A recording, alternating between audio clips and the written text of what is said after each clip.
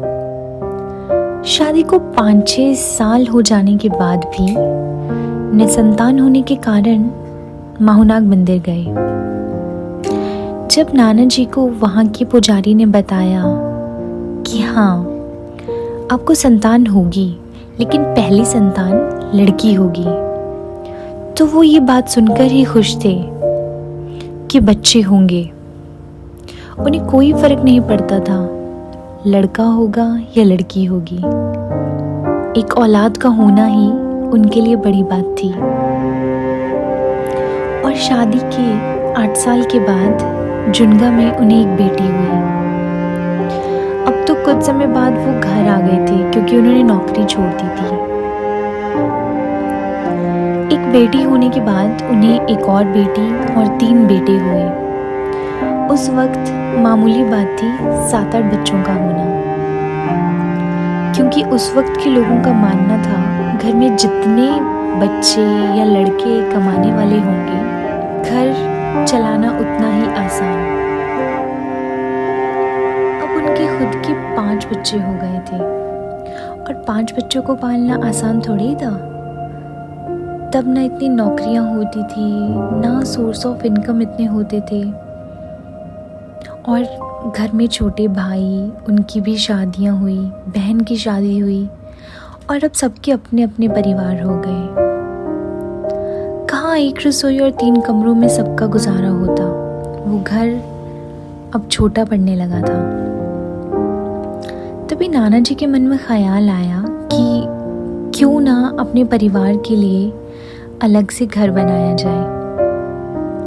अपने पुश्तैनी घर को छोड़कर चल पड़े काफ़ी दूर, जहाँ पिताजी की ज़मीन पहाड़ी के ऊपर थी और आय के साधन भी इतने नहीं होते थे कि मिस्त्री घर बनाएगा। घर बनाने की सोच तो ली, लेकिन आय के साधन वैसे नहीं थे कि किसी मिस्त्री को घर पे लगाकर घर बनाया जाए। एक तो नौकरी छोड़ दी थी, ऊपर से 5 बच्चे हो गए थे, परिवार भी पालना था, और ऐसा नहीं था कि अपने घर से दूर हो गए तो घर पे खर्चा नहीं देना है। माँ, पिताजी, छोटे भाई बहन सब लोग तो हैं, तो सबका थोड़ा थोड़ा छोटा छोटा कंट्रीब्यूशन घर के लिए बनता था, जो कि देना होता था। तो ऐसे में क्या किया जाए? कभी घोड़ा खरीदा, कभी खच्चर खरीदी, कभी दिन में दिहाड़ी लगाई, और कैसे कैसे अपने परिवार का पेट पाला।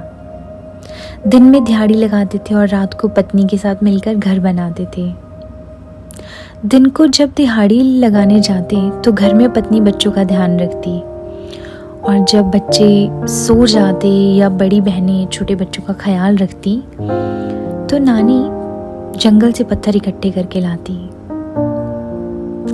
इतनी गरीबी थी कि अगर बच्चों का पेट भर खाना खिलाया तो कभी खुद 2 रोटी से ही काम चलाना पड़ता था। लेकिन दोनों पति पत्नी ने एक दूसरे का साथ नहीं छोड़ा। वैसे ही बच्चे भी बड़े होने लगे, स्कूल जाने लगे, और देखते देखते जब बड़ी बेटी 4th कक्षा में हो गई तो उसे भेज दिया उसकी मौसी के घर पढ़ाई करने के लिए, क्योंकि नाना जी चाहते थे कि बेटियां पढ़ी लिखी होनी चाहिए। उनकी एक बहुत अच्छी सोच थी कि बेटे पढ़े लिखे हो या ना हो, लेकिन बेटियों को ज़रूर पढ़ाना चाहिए, क्योंकि बेटियां घर चलाती हैं। जब बच्चे पैदा होते हैं तो वो अपनी माँओं के पास ही रहते हैं और अपनी माँ से ही सीखते हैं। इसलिए बेटी का पढ़ना बहुत ज़रूरी है। जिस तरह की सोच नाना जी की उस समय थी, शायद आज उस तरह की सोच अभी भी बहुत कम लोगों की है। परिवार के कई भाइयों ने मना भी किया कि क्या करेगी लड़की इतना पढ़कर, शादी ही तो करनी है, घर पे खाना ही तो बनाना है। लेकिन फिर भी उनमें खुद में इतनी समझ थी कि बेटियों को ज़रूर पढ़ाना चाहिए, बेटियां पढ़ी लिखी होनी चाहिए, और उन्होंने वैसा ही किया। किसी की बात नहीं सुनी और अपनी बेटी को पढ़ाया। उस वक्त 10वीं कर लेना बहुत बड़ी बात होती थी। 10वीं के बाद ही अच्छी खासी नौकरी मिल जाया करती थी। अच्छा, तो फिर जैसे बच्चे बड़े होने लगे और घर भी वैसे बनकर तैयार हो गया, जिसमें एक रसोई, 5 कमरे और आंगन कहते थे, मतलब बरामदा जिसे कहा जाता है। एक बड़ा आंगन निकला, आंगन के अंदर ही बरामदा था। साथ ही पशुओं के लिए भी 2 कमरे की गौशाला बनाई गई, जिसे अपनी भाषा में ओबरा कहा जाता था। और छत बनती थी मिट्टी की, जिसको अंदर वाली तरफ से लकड़ी के फट्टों पे लगाया जाता था और बाहर से उसके ऊपर कूटकर मिट्टी डाली जाती थी। उसे पहाड़ी में खूड कहते थे। लेकिन जिंदगी में कड़ी मेहनत बहुत की, दिहाड़ी लगाई, खेतों में काम किया और परिवार को बहुत अच्छे से प्यार से पाला। फिर एक बार जब सबसे छोटे भाई की शादी हुई, तो वो उनके पुश्तैनी घर से हुई। फिर नानू ने अपने पिताजी को कहा कि मैं भी एक दिन की दावत अपने घर पर रखना चाहता हूँ, क्योंकि किसी को खबर नहीं थी कि सोम ने अपना घर पूरा बना लिया है।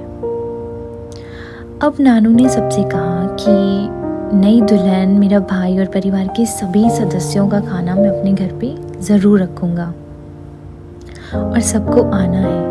अब सब लोग हैरान थे, आपस में बातें करने लगे। बल्कि नानू के पिताजी ने कहा भी कि अरे, लेकिन लोग बैठेंगे कहाँ, रहेंगे कहाँ, कहाँ खाएंगे, बाहर बिठाओगे क्या, घर कैसा बना है, बन गया है, क्या है।